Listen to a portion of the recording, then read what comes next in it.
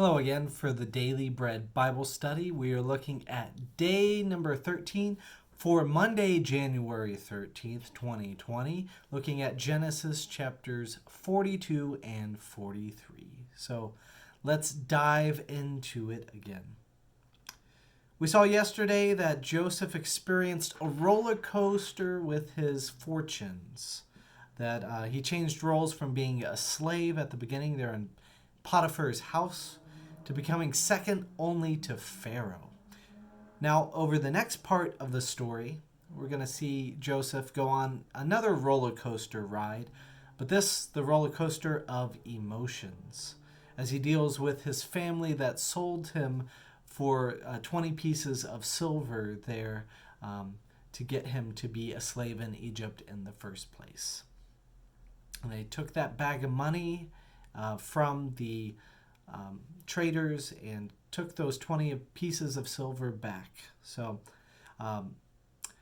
just a note, back in Canaan, Joseph's father, Jacob, is with his sons. And Israel runs out of food and sends his 10 oldest sons to buy grain there in Egypt. Now, Jacob is careful to protect Benjamin. Benjamin is the son of his old age. It's the son who was the last son born to Rachel, the wife whom he loved so much, and a son who, through Rachel's birth giving, that Rachel passed away from, but Benjamin lived on. And so he has a special place in his heart. He's the youngest son that Jacob has. He is the son that also kind of reminds him of his second youngest son, which was Joseph. So there is a special connection between Benjamin and Joseph and Jacob in all that way, shape, or form. So all of that is kind of mixed into the story where Benjamin becomes a key piece for the receiving of grain and the whole exchange for Joseph and his demands that he makes of his brothers returning. So Jacob is now in chapter 42, verses 6 through 7. Now Joseph was governor of the land. It was he who sold to all the people of the land. And Joseph's brothers came and bowed themselves before him with their faces to the ground. Now when Joseph saw his brothers, he recognized them, but treated them like strangers and spoke harshly to them. Joseph's emotions well up. Anger, disconnection, but longing. And how does Joseph handle this situation? One in which his dreams came true, yet there's still no love to be received from his brothers at this moment. It's the same treatment that his brothers had when they left him previously. Disconnection. So Joseph decides to accuse them of being spies from the land of Canaan and detains them all in prison for 3 days. That gives him time to think of a future plan.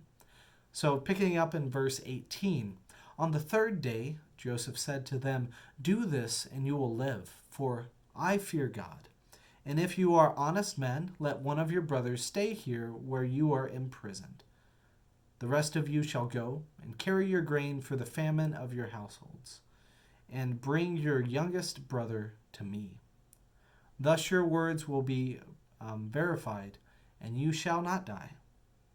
And they were forced to agree to do so. They then began speaking in their native tongue about being a reckoning for selling their brother Joseph. And Joseph is privileged to get to hear this. He had been speaking through a translator so as to not give away his secrets, but Joseph understands now their remorse.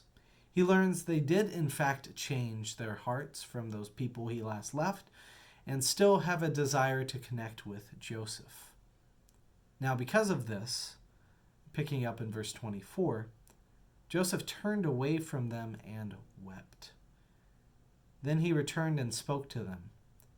And he picked out Simeon among them and had him bound before their eyes. See, Joseph wants to ensure his brothers have an invested interest in returning, not just for the food, but he also makes it clear he has an invested interest in seeing Benjamin, because Benjamin must be present. Joseph instructs their bags to be filled with food and the money to be returned to their sacks. Those bags of silver again come back to them, as they essentially have sold off one of their brothers to be imprisoned as collateral for them returning another time. The brothers leave Simeon in prison, find their money still in their sacks, and become confused and afraid. They tell everything to Jacob, and Jacob grieves. Jacob is grieving all of this. He loses Simeon in addition to Joseph, and now a demand is put on Benjamin. I am the one, picking up in what Jacob says in verse 42, chapter 42, verse 36. I am the one you have bereaved of children. Joseph is no more, and Simeon is no more. And now you would take Benjamin? All this has happened to me. I'd like to point out to everyone that in the story that they are being blessed by God at this moment. Yet their perception of the time is just one of suffering and of pain. That's so true to our existence as well, that we often look at our momentary suffering and see what is happening and lash out to God and cry out that of why God is doing these things and why are we having to suffer in these ways, shape, or form. I'm not saying that that makes the suffering any less powerful or potent. It's just something that has happened in the past and I think happens in our time as well too. So I think it's important for us to keep that in mind and to realize that suffering is much a part of the cycle of our lives, that the consequences that we experience from the past inform the present, inform the future, but God's sense of grace will still be present in the past, in the present, and the future as well too. So it's just acknowledging the parallel of suffering and the parallel of God's presence and blessing at the same time. So for this story in particular, we see the brothers wrestling with consequences of selling Joseph, and for the brothers that brings a lot of pain. They're feeling a lot of pain due to the imprisonment, of guilt, of regret, and also causing their father to suffer through their acts. First with Joseph, the grieving of Joseph, and then also now this present grieving as well. The ripples of their jealousy of Joseph have manifest as agony, and God is having them sit in it for a while. And similarly, Jacob and Benjamin are innocently suffering as a consequence of the family dysfunction. And Joseph innocently suffered at the hands of his brothers. This cycle of suffering and sin is just going around and around, and they are sitting in this suffering at this moment in time. I look forward to them moving towards God's blessing, to having this acceptance, and that ultimately they will get to accept God's blessings coming up. But right now, they don't know that the second encounter will lead to more joy eventually. We pick it up again in Genesis 43. Now Jacob sends his sons to buy food in Egypt because there is no other choice. And after coming to terms with Joseph's agreement, Jacob accepts whatever outcome God has in store, saying in chapter 43, verse 14, "May God Almighty grant you mercy before the man, so that he may send back your other brother and Benjamin." It's funny, he's referencing Simeon, he's not referencing Jacob or Joseph, but that he may send your other brother back. Well, as for me, If I am bereaved of my children, I am bereaved." So his brothers return to talk once more with Joseph. And with Joseph hears of the prospect of getting to see Benjamin, the brother he never met. His emotions again overwhelm him. And he kind of oddly throws a dinner party for them. A lunch, but a dinner party. I know it's at lunch, is what it says. This act of kindness perplexes his brothers, and yet they are forced to accept it. What else are you going to do? So Joseph sees Benjamin and then immediately has to leave for a time to cry, to weep for joy and emotions, getting to see his long-lost brother, and once again returns to the dinner.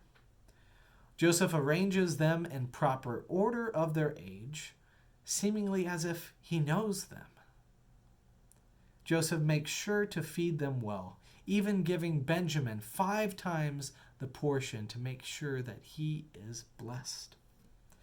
Chapter 43 closes as the blessing of the dinner party overshadows the blessing of Joseph's upcoming reveal to him. The moment is joy. They get to sit in a moment of joy.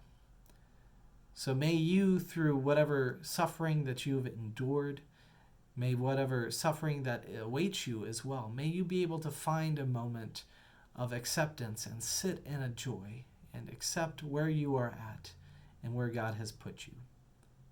So if you have any stories that you'd like to share with me, I'd love to connect.